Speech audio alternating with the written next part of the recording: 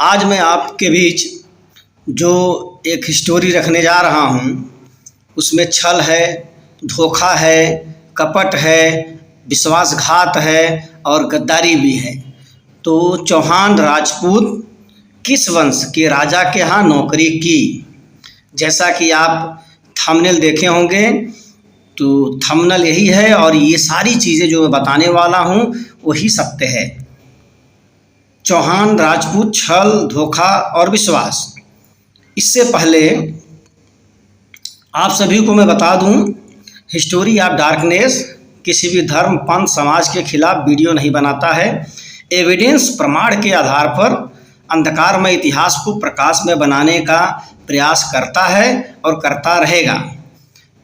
और इसी के साथ में आप सभी को नववर्ष की शुभकामनाएं। साथियों, वीडियो में अंत तक बने रहें, तब आपको समझ में आएगा। इससे बहुत कुछ सीख भी मिलेगी, एक सबक मिलेगा। इसीलिए इतिहास जो होता है अतीत का आईना होता है। आइए चलते हैं एविडेंस, प्रमाण की तरफ। जैसा कि आप देख पा रहे हैं, ऊपर आप एक 140 लिखा है। जैसा कि आप देख रहे हैं, लास्ट एकदम कॉर्नर में एक भारत सरकार का लोगो दिख रहा है। यह है गवर्नमेंट ऑफ इंडिया, भारत सरकार और संस्कृत मंत्रालय, जिसे कहते हैं मिनिस्ट्री ऑफ कल्चर। तो इसका जो field and farmer in Awadh, यह जो एक प्रकार से शोध है किसके ऊपर, खेती से संबंधित और मैदानी भाग से संबंधित। और दूसरा इसमें एक सामाजिक जो सोशल एक स्टोरी है उनका। और दूसरा इसमें क्या लिखा गया है, आइए आगे चलते हैं हम। इसका चैप्टर 2 आप देख पा रहे हैं। ऊपर लोगों का जो भारत सरकार का ऊपर उस पर स्टैम्प मारा हुआ है। Virgin of the village, social history of the ruling caste. कहा जा रहा है कि जो शासक जातियां थी उनका एक सामाजिक इतिहास क्या है, वर्तमान समय में वो देखने की कोशिश की गई है। और वो रूलिंग जो है शासक जातियां कौन थी।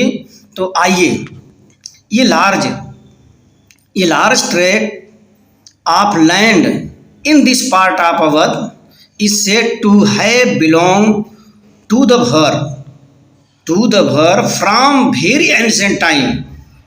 कहा जा रहा है कि जो अवध क्षेत्र का जो अधिकांश भाग है वह बिलोंग किससे संबंधित है, भर से। अर्थात जमीन जो उसके पार्ट जो जमीन थी वह किसके अंदर थी, वो सब भरों के अंदर थी। फ्रॉम एनी साइन, जो कहते हैं एंशिएंट टाइम, मतलब बहुत ही प्राचीन समय से वो यहाँ पर शासक कर रहे थे, शासक थे। उसके बाद आप देखेंगे, देखिए वर्तमान परिस्थिति का यहाँ पे दिया गया है डिसेंटेड, मतलब फ्राम लोग का संबंध रखते हैं। जो अभी फ्राम जो उनकी एक स्थिति है, क्या बता रहे हैं कि लो कास्ट, मतलब एक प्रकार से जो एक आज निम्न स्तर तक उनकी ज़िंदगी हो गई है, क्योंकि उनका रहन सहन, खान पान, जो भी उनके पास शिक्षा और सामाजिक एक स्टेटस जो होता है वह एकदम निम्न स्तर तक पहुंच चुका है। यह बताया गया। उसमें कौन है, भर और कुर्मी, यह दोनों शासक जातियां थी, कुर्मी भी। और आगे जो स्टोरी में बताया जा रहा है यहाँ पर दोनों का एक समय में वर्चस्व था। अब आगे क्या कहा जा रहा है, देखिए मैंने अंडरलाइन किया है ब्लैक जो ब्लू कलर से। सम 500 ईयर एगो, ये Rajput family of the well now Chauhan clan come here under the leadership of Kesari Singh from Mainpuri. कहा जा रहा है कि मैनपुरी से एक राजपूत फैमिली जो चौहान वंश से आते हैं, वो किसकी अगुवाई में, केसरी सिंह के अगुवाई में, लीडरशिप में वो मैनपुरी से आए। कहाँ, district in the United province, मतलब जो यूनाइटेड प्रोविंस आज का उत्तर प्रदेश है, जिसे अवध कहा जाता है। इससे पहले मुगल शासन में यूनाइटेड प्रोविंस कहा जाता था। तो आए one of the senior member of his family worked as a नायब आई मैनेजर ऑफ द स्टेट। उन्हें क्या हुआ, एक उनके जो है एक परिवार में एक सीनियर वरिष्ठ मेंबर थे उनको एक नायब मैनेजर जो है संपत्ति जो जिसे बोलते हैं जागीरदार संपत्ति अर्थात खजाने का उन्हें क्या बना दिया गया, मैनेजर बना दिया गया। और किसके यहाँ, टू धंधु राय भर, राय शब्द आगे आपको मिलेगा, तो धंधु राय भर, धंधु राय उनका नाम था। भर क्या है, भर जो क्रेन है एक वंश है जिसे आज लोग जाति समझते हैं।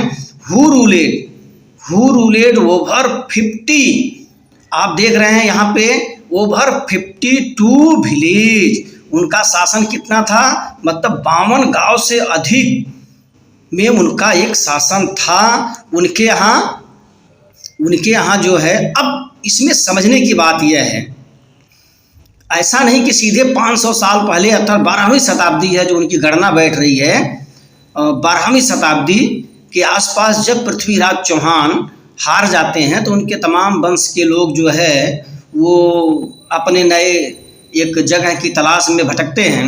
तब देखिए ये जो अवध में आते हैं तो वहाँ पे जो ये भर राजा उन्हें अपने यहाँ, क्योंकि एक अपने भारत के और एक अच्छे सब रजवाड़े खानदान से थे, तो देखिए उन्होंने रहम कर अपना एक भारतीय समझकर अपने यहाँ क्या किया, उन्होंने एक बाकायदे उन्हें अपने खजाने का जागीरदार का एक उन्हें मैनेजर बना दिया। किसको, चौहान फैमिली को। कौन, ये जो केसरी सिंह की अगुवाई में आए थे। अब आगे कहा जा रहा है द राजपूत नायब once day success in cutting Mohammad Barbar to cut Dhandhu throat will saving him after Dhandhu murder the Bhar राज was forcibly seized by the Chauhan family. अब यहाँ कहा जा रहा है कि आगे चल के जो है ये राजपूत जो नायब थे, जो जिन्हें जागीरदार का मतलब का से सर्विस दिया गया था, नौकरी मिली थी, इन्होंने एक प्लानिंग किया। क्या प्लानिंग किया कि एक वहाँ पे जो एक बर्बर मोहम्मदन, एक बर्बर जो कट बोलते हैं, जो सेविंग करने वाला जो नाई था, हजाम था, उसे मिलाकर धन का लालच देकर उन्होंने क्या किया, धंधु जो भर का सेविंग के बहाने गला कटवा दिया। उसके बाद कहा जा रहा, देखिए कहा जा रहा the scene of this incident was Kathwara. यह घटना कहाँ की है, कठवारा की। द कैपिटल ऑफ द भर राजा धंधु, जो कठवारा था वह कैपिटल किसकी थी, राजधानी थी भर राजा धंधु की, कठवारा। अब कठवारा कहाँ आता है, ये आता है लखनऊ डिस्ट्रिक्ट में कठवारा एक जगह है।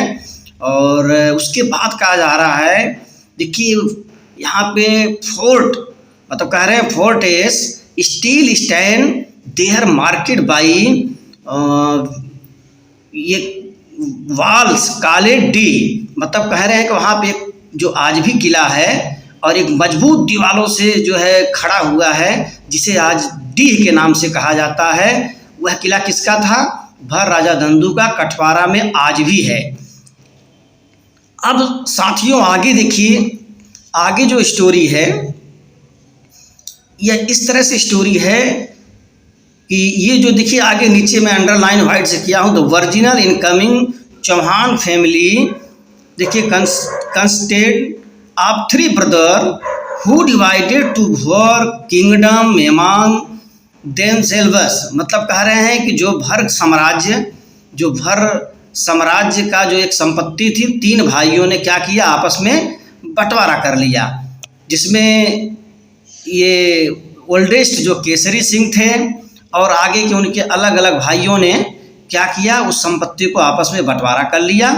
और लास्ट में देखिए नीचे एकदम पैराग्राफ में जो कहा गया है, द मोहम्मदन बर्बर जो addition to monetary was allowed by Chauhan Rajput to attend and work in marriage, मतलब कह रहे हैं आगे इसमें कहा जा रहा है रिपोर्ट में कि वो जो नाई था उसे जो है बाकायदे एक पेमेंट दिया गया और उसे इनाम के तौर पर उसे अलाउ किया गया, राजपूत जो चौहान राजपूत थे उनके जो शादी विवाहों में जो एक नाई की ज़रूरत होती, इस तरह से उन्हें परमानेंटली अपने यहाँ नियुक्त कर लिए उसे।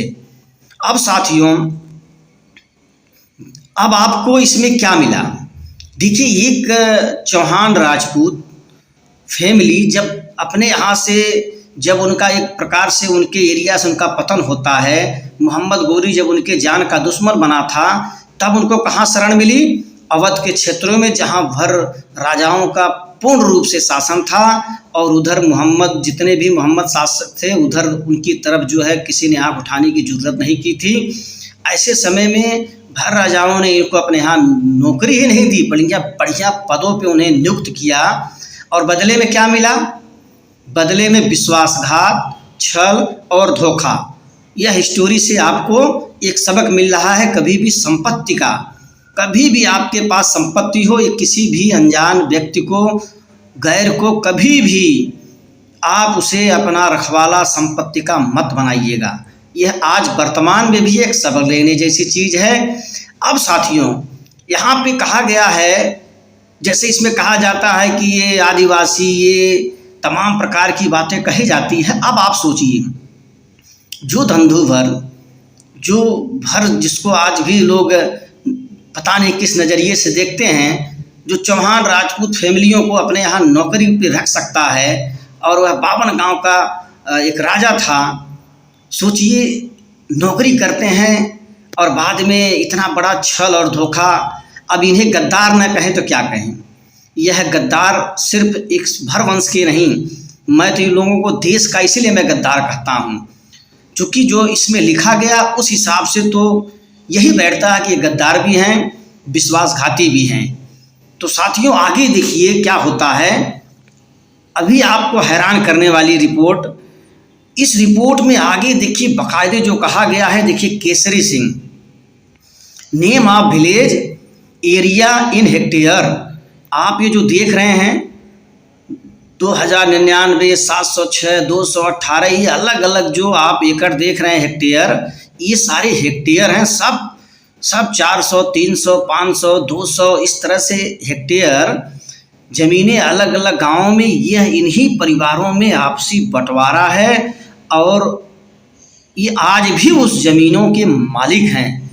सोचिए, इस लोकतंत्र में कितनी शर्मनाक बात है कि जिन लोगों ने इनको शरण दिया, आज वो निम्न स्तर की ज़िंदगी जी रहे हैं, और जिन लोगों ने विश्वासघात, धोखा, छल, गद्दारी किया, आज वो सब राजपूत और न जाने किस किस नाम से अपने आप को बहुत बड़ा बताते हैं। अब साथियों, इससे ज़्यादा कुछ कहने की ज़रूरत नहीं है, आप खुद ही तय करें कि कौन बड़ा है, कौन छोटा है, कौन गद्दार है और कौन धोखेबाज है, कौन विश्वासघाती है। इसी के साथ में ज़्यादा न कहते हुए, मैंने जो एविडेंस, वह भी दस्तावेज, सरकारी दस्तावेज है, उस आधार पर हमने आपके बीच में रखने की कोशिश की है। अगर आपको अच्छा लगे तो आप हमारे इस मिशन से, आपके इस मिशन से अधिक जुड़ें, ताकि इस तरह से अंधकारमय इतिहास जो आज भी हैं उसे सामने लाने का प्रयास किया जाएगा और करते रहेंगे। जय भारत, नमस्ते भारत।